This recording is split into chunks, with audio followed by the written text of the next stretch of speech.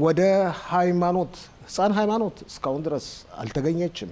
ያለውን ተጨባጭ ሁኔታ ማስመልከት ሰሞኑን ትንሽ ዝም ብለን ነበር። እስቲ አባትየውን አነጋግራለሁ። ጽፋት ጤና ይስጥልኝ አቶ ተስፋዬ። ጤና ይስጥልን አቶ ፋሲል እንዲሁም ተመልካቾቻችን። አቶ ተስፋዬ እንግዲህ ያለው ተጨባጭ ሁኔታ ምን ይመስላል? ጸሎት ማድረሳችሁ ነበር፣ የተለያዩ እንቅስቃሴዎችን ማድረጋችሁ ነበር። ምን ጊዜም እንዳንረሳት ደጋግመን ወደ እናንተ ደግሞ እየመጣን እያነጋገርናችሁ ነው። ያላችሁበት ተጨባጭ ሁኔታ ምን ይመስላል? እሺ አቶ ፋሲል፣ በቅድሚያ ላይ ቲቪ ቴሌቪዥን ፕሮግራም ሁልጊዜ እየደወላችሁ ለህዝቡም ያለውን መረጃ ስለሰጣችሁ ሃይማኖቱንም ስላስታወሳችሁ በጣም አመሰግናለሁ። የሞቱ ወታደሮቻችን ነፍሳቸውን ይማር ነው የምለው።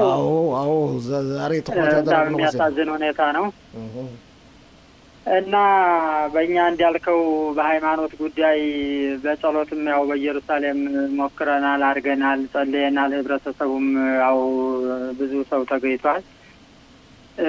በጽፋትም እንደዚሁ ባለፈው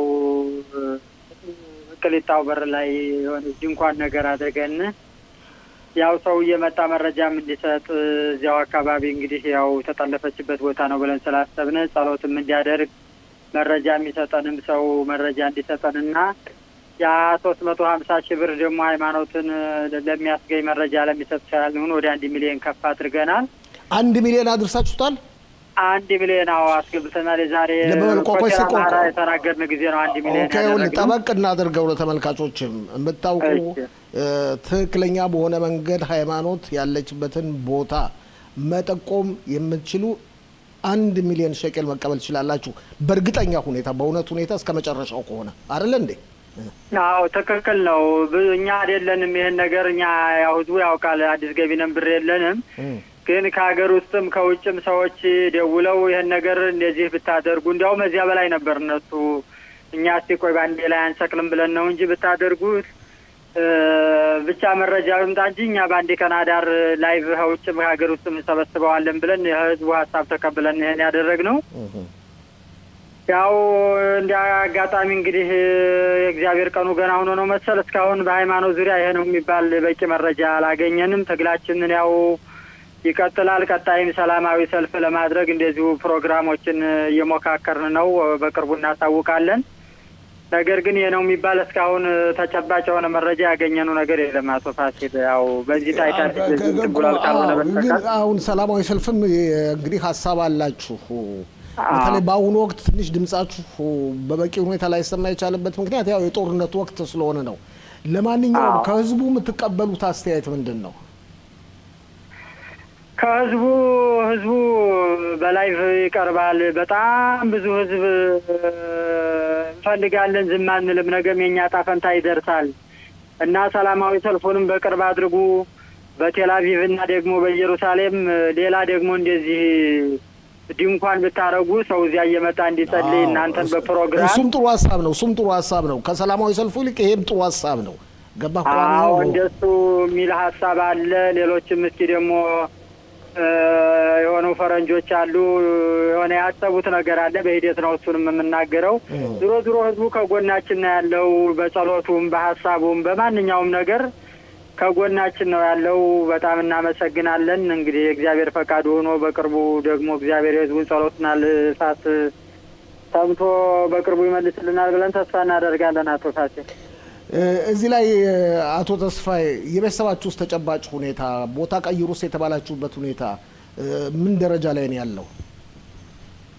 እሱ ጉዳይ ያው መርካዝ ቅሊጣው እንደሚዘጋ በ8ኛ ወር በ31 ይዘጋል ተብለናል። እንግዲህ ማለት ከ2 ወር ተኩል በኋላ 2 ወር ተኩል አካባቢ በኋላ ነው 3 ወር አካባቢ።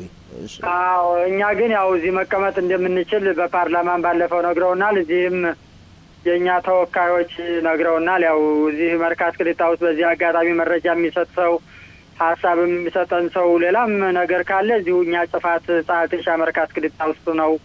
እንግዲህ ሃይማኖት እስከምትገኝ ድረስ እዚሁ ነው ያለነው። በእርግጥ ከባድ ነው፣ ብዙ መስዋዕትነት እየከፈልን ነው። ሳይኮሎጂም እስካሁን ተመደበልንም እንደተቋረጠ እንደቀረ ነው። በጣም ያሳዝናል። ይሄን ባለፈው ጊዜ ማንስተው ነበር እንደገና ተስተካክሏል ብለኸኝ ነበር። እንደገና ደግሞ አልተስተካከለም እንዴ? አራት ጊዜ ከተደረገ በኋላ እንደገና እንዲቆም ነው የተደረገው። ግን ሌሎች እድል እየተሰጣቸው ነው። የሚገርመው እኛ ጋር አብረው ሲማሩ የነበሩት እየተማሩ እየታገዙ ነው። የኛ ግን ተቋርጦ እስካሁን መልስ አላገኝም። በጣም ይገርም ነው። ይሄ ተገቢ አይደለም። ከዚህ በተጨማሪ እንበል መንግስታዊ ድርጅቶች ሰው ሁኑትም ሆነ የአዲስ ገቢዎች ጉዳይ ሚኒስትርም ፓርላማው የሚያደርጉላችሁ ትብብርስ እንዴት ነው? ያው በእነሱ በኩል እንግዲህ አሁን እንኳን በቅርቡ ያው ሙኒት ኢየሩሳሌም ስንሄድ ትብብር ያደርጉልናል። ብዙ የጠየቅናቸው ጥያቄዎች ነበሩ፣ እስካሁን አልተመለሱም። በየከተማው ትልልቅ ፎቶ እንዲለጠፍ ሰው እንዲያይ በየጌሸሩ ፍርሱም እንዲያደርጉ ይሄም ትልቅ ነገር ነው። ይሄም ትልቅ ነገር ነው። በዚህም በኩል ከሄዳችሁ ላረባ ነገር አለ ሲለጠፍ የሚቀርበው እንደ በትልልቅ መንገዶች ላይ ይሄንን ጉዳይ ትኩረት ብታደርጉበትም ጥሩ ነው። ናው ፍርሱም አልተደረገም። ብዙ ነገር የለም። ብቻ ብዙ ነገር አለ። አቶ ፋሲል በጎንም ብዙ ሰው ሊያግዘን እንደሚመጣ ሁሉ ከስንዴ መካከል እንክርዳድ አይጠፋምና አንዳንድ ደግሞ እኛን የሚሰልሉና እኛን ወንጀል ውስጥ ለማስገባት የሚመጡ ሰዎች አሉ። ከየት እንደሚላኩ ተልኮውን እንግዲህ ማወቅ አልቻልንም። ብዙ ሰዎች እየመጡ ያልሆነ ቃላት እንድንናገር የሚገፋፉንና አጋዥ መስለው መጥተው ደግሞ የሚመረምሩ ሰዎች እየተፈጠሩ መጥተዋል። ከየት እንደሆነ ተልኳቸው ባናውቃቸው። አንተ ግን ጎበዝ ነህ። ቤተሰባችሁ ጎበዞች ናችሁ። በቴሌቪዥን ባንነጋገረው እርስ በርስ እናንተም የተነጋገርናቸው ብዙ ነገሮች አሉ። ስለዚህ ምን ጊዜም ጥንቃቄ ያስፈልጋል። በዚህ ነገር ላይ በጣም ጥንቃቄ ነው። ራሳችሁ መጠበቅ አለባችሁ። ልጆቹስ እንዴት ናቸው አቶ ተስፋዬ?